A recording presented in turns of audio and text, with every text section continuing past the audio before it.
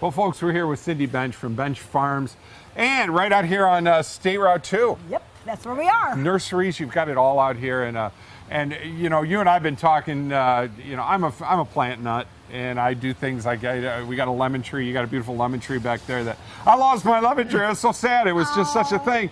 And you got in the family. And you got lemons on that thing. That's unbelievable. Yeah. We're in Ohio.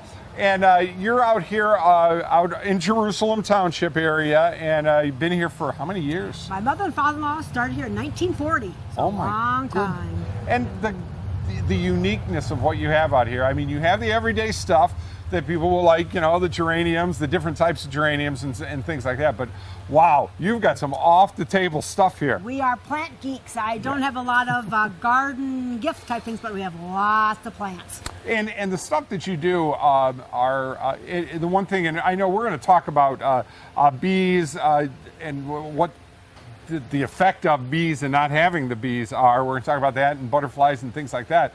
But I mean, you have the ability to get the mosquitoes away and things like that. And you were just telling me a little while ago we're gonna be cold this week, and then it's gonna get hot, and it's gonna get those mosquitoes again. Yeah, we'll get mosquitoes, and there are plants. Mother Nature provides us with lots of natural ways of averting all those pests. So you just have to plant the right thing in the right place. Well, you are one of those people that you got to get the job done, and you got to get it done right. And that's what I just love about what you guys have out here. And what is the most popular, as we start into May here now, what is the most popular plants that people are planting right now?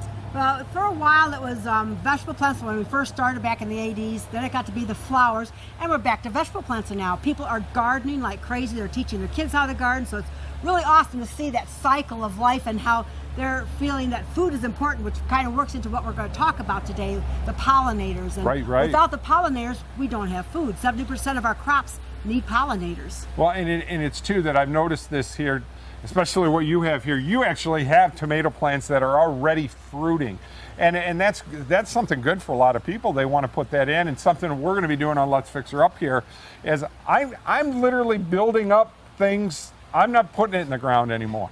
I'm just going to have pots, and I'm going to have pots with tomatoes, and I think that's the way to go now. Because we're all getting older, and the ground is getting further away, and so we have to bring it ground up to us. The reality is that we're not 25 anymore. Yeah, I think you're right about that. See, I was going to blame it on the soil, but she's right. No, it's not the soil.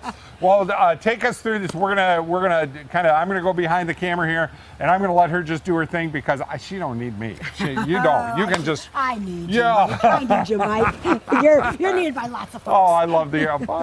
Okay, that's what we needed to hear today. But you're gonna take us on a little bit of a journey and explain some of the things and what you're able to do. And boy, I'm looking. I see a lot of honey here. That's a good thing. Yep. Our son and daughter-in-law have a company, our business that produces honey. So that means they have 200 beehives. Wow. And the bees are wonderful pollinators. The Mother Nature's most efficient pollinator is a honeybee. And we've lost a lot of them between weather and mites and sprays and just a number of issues. So it's really important that we as gardeners try to help them out as much as we can. And there's ways you can do that. Well, the thing about pollinators, it's not just honeybees, even though they are the most efficient pollinators, but it's butterflies, birds, insects, all kinds of things pollinate for us. And so it's the transferring of that pollen from plant to plant is what makes our plants thrive. So we need good pollinating plants. In the springtime, you should have trees that bloom because when the bugs and the bees get out and going, there's nothing for them to eat. Crocuses is an awesome plant for pollinators. And then all the, like us, they like their shelter, they like food, they like water. So all your pollinators need those three items to survive. So for bees, you're going to make little pots of water around. For butterflies, you're going to have a real small, thin pan type watering system you put in the ground with some rocks on them because they are cold-blooded animals, insects, and they need to have that heat, in other words, to survive. So if you don't have those stones for them, for their wings to gather that heat, they don't survive. They all need crops that are, we call them host crops, where they can lay their eggs and grow. Or like bees need to have little nooks and crannies in wood or in stones so that they can find a home. They need a home just like we need a home. The birds, of course, we have bushes and nesting material for them. This time of year, Take the lint out of your dryer, lay it around, because the birds love to take that for their nesting material. Then by planting the proper things in the summertime, you can provide them with lots of food. It's important to have a variety. Just like us, we don't want to eat bologna sandwiches every day. You want to make sure that you give them a nice variety of different colors, different heights, different types of flowers. Bees like a flatter type flower, where they usually enjoy being. And hummingbirds like a nice a trumpet type flower, so they get their little long tongues and pull that nectar out. And then butterflies like a little bit of a puffier type flower. So doing a combination in big groups, don't just plant one plant 3 or 4 together.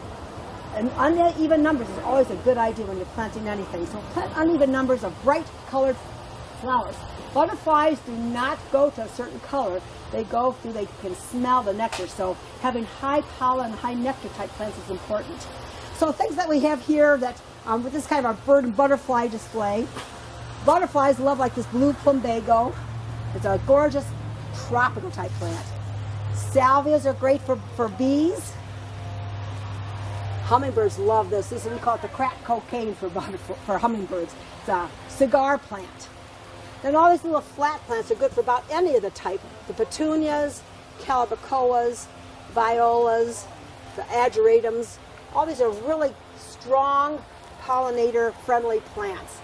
And back here in our next table, the biggest birder week is coming up next week, starting on Friday. We usually have people from 12 different countries, from all over the world, come here to Northwest Ohio in our own backyard. We are living in an eco-friendly area, and we don't even realize it, don't appreciate it. So people are going to be coming here to observe the birds, and they like to stop in because they're usually gardeners. So this table here is another area where the birds love salvias. All these different salvias, foxgloves, puffias.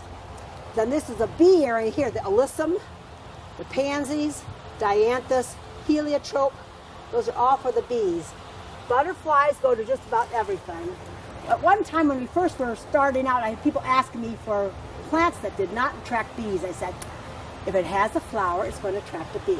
Pretty much the same thing applies for your butterflies. If it has a flower, it's going to attract these little wonderful pollinators. So you don't want to get rid of them, you want them to come. Number one thing I tell folks, do not use Sevin, S-E-V-I-N. It's an insecticide. It is horrible for our bees and our other insects. It kills everything. It has a residual effect. If you spray it on your crops, it's going to last for a week. And so a little butterfly landing on that flower that you sprayed last week is going to die. So please, please, please do not use Sevin insecticide. There's a lot of natural ways to take care of bugs. A lot of bugs are good bugs. People will plant parsley for the butterflies. The blue swallowtails get underneath there. They lay their eggs. The caterpillars chew the parsley plant down to nothing. The people come, I got bugs all over my parsley. That's okay. That's their host food. And they're making their larva, which is going to turn into a beautiful butterfly. And the parsley will grow back. Mother Nature has a balance we have to watch so we don't get in her way. Mother Nature wants all of her creation to thrive. And as a gardener, you can help them thrive as well. Cindy, you know so much. I'm going to have to ask you back on because whenever I have problems with what I'm going to be doing in my house, I'm putting in a whole new landscaping in my front. And, starting from scratch. Yeah, that's the only way you can do it. My big thing right now is getting the lawn aerated and getting rid of some of the clay in our yard. Good luck with that. I know. And then we're going to build up all of our plants. We're going to build everything up. That way we can put the right kind of soil in there. And like I said, you've got all those tomato plants ready to go. That's a good thing. They're ready. Just another couple weeks, you'll be slicing them off under a sandwich. Amen. I'm a beefsteak guy. I got to have them real super big. We got those for you. Those are good. Now we're sitting in here, and this is called the granary. The granary, Oh my goodness, folks! This is a whole nother show. I mean, we can't even go to some of the neatest, and I mean real, true antiques in here. They are gems. Family heirlooms. And we were talking about the fact that it's getting hard to find this kind of stuff now because I think everybody sees the price value on stuff and they try to take it to auctions and things like this. But we're showing you some of the footage here. It's just incredible, neat stuff. Sandy does an awesome job. She's got an awesome eye. Not only does she find the items, but then she displays them in such a wonderful way. I got to tell you, this is an original walk, folks. This is no, I'm just joking, but this is a neat table. Can you imagine having to carve that out by hand? That'd be a lot of work. That'd be a day's work. Now, you guys are located right here on Route 2 Navarre Avenue, out just past where Maumee Bay. Correct. So, telephone number out here. It's 419-836-9443. Fantastic. And you're open. We're open every day, starting in May from 9 o'clock in the morning till 8 o'clock at night. We're on Facebook and have a website, so stay in touch. Great people, great people. Thank you so much. Thank you. Thanks for stopping out. These people know what's going on here, and it's just been a pleasure to come out here, and I could just spend hours in this antique place here. Come on anytime. Good stuff. Thanks for stopping.